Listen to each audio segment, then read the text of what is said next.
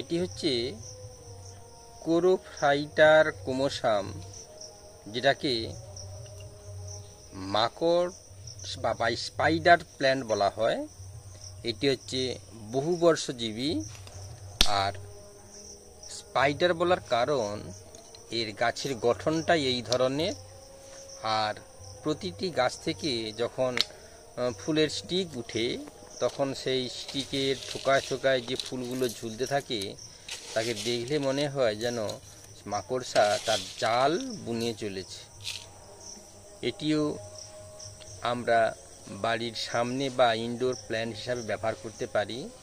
এর সৌন্দর্য যা আমাদের মোহিত করে, অর্থাৎ সবুজ রং আর সাদা রং দুটোই আমাদের চিন্তা ভাবনার উপর প্রভাব বিস্তার করে।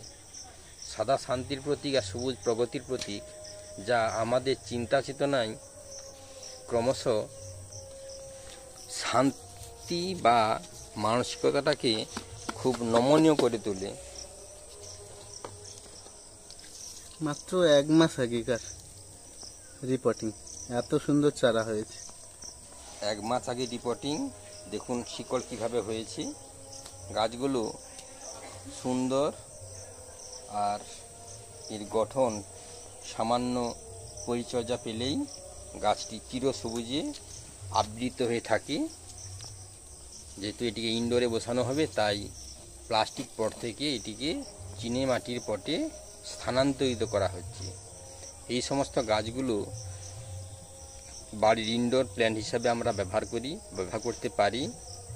আর পরিচর্যা সে ধরনের করতে হয় না, যেহেতু এটি ইনডোর প্ল্যান্ট হিসাবে আমরা রাখতে চাই, তাই এই পাত্রের নিচে একটি প্লাস্টিকের ট্রে জাতীয় কোনো পাত্রের উপর বসালে, তাহলে আমরা সপ্তাহে বা 2 দিন ছাড়া যে সামান্য পরিমাণে জল দেব গাছটাতে, সেই জল এই পাত্রের ফুটো থেকে নিঃসৃত হয়ে সেই পাত্রে জমা থাকবে, বাড়িতে পড়বে না।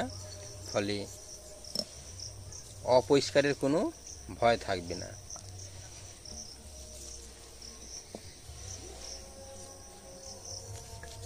আমাদের অনেকেরই এই ধরনের গাছ লাগানোর শখ থাকে, কিন্তু পরিচর্যা দেখভালের অভাবে গাছগুলো নষ্ট করে ফেলি।